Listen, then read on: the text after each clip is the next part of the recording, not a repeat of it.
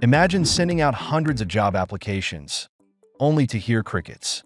For many professionals, this isn't just a nightmare, it's their reality.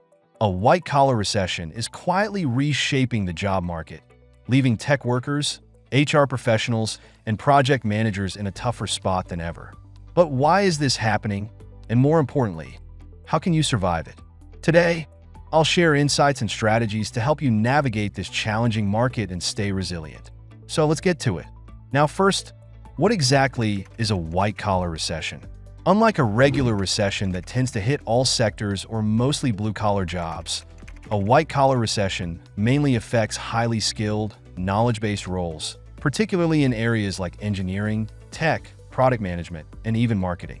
While jobs in healthcare or frontline services remain steady, those top-paying jobs, roles that once felt almost untouchable, are seeing hiring freezes, cuts, and more qualified people competing for fewer opportunities.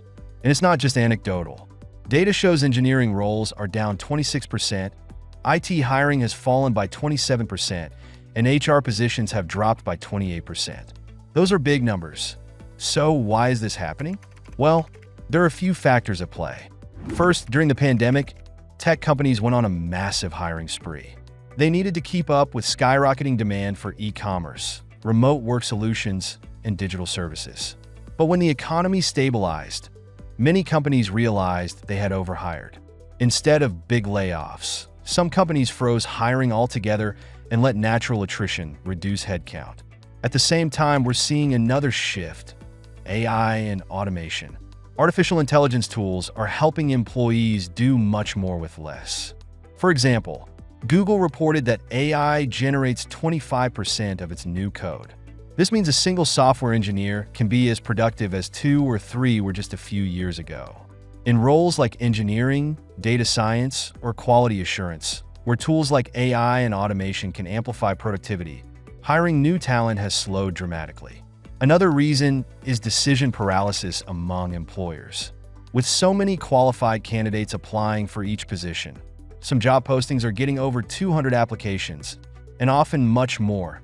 Hiring managers are hesitant to make a quick decision. They want to find the perfect fit, so they're taking longer to sift through resumes, interview candidates, and make offers. This means job searches that used to take a month now stretch to 3, 4, or even 6 months for many professionals. So what does this look like on a personal level? For many professionals, it's an emotional roller coaster. Maybe you're applying for dozens or even hundreds of jobs, only to hear silence. You submit your resume, go through the first interview, feel hopeful, and then nothing.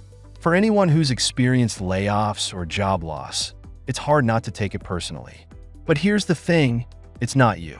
This is about larger economic forces and shifting hiring patterns, not your skills or worth as a professional. Now, the big question: what can you do to survive this white-collar recession and come out stronger?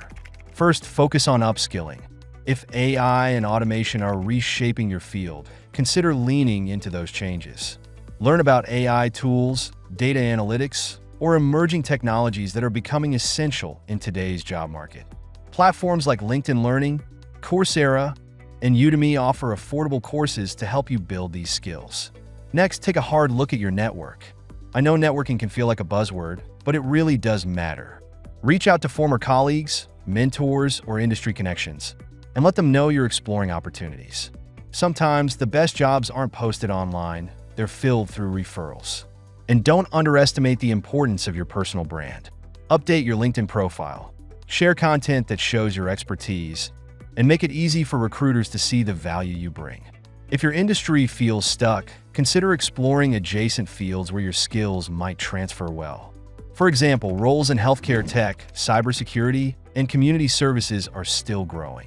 Your experience in project management, IT, or data analysis could be valuable in these areas, even if you haven't worked in them before. And if you're in the middle of a job search right now, here's something to keep in mind: this isn't forever.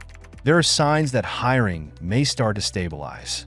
In fact, tech job openings have risen from 144,000 to 223,000 this year. Still not pre-pandemic levels, but a promising step forward.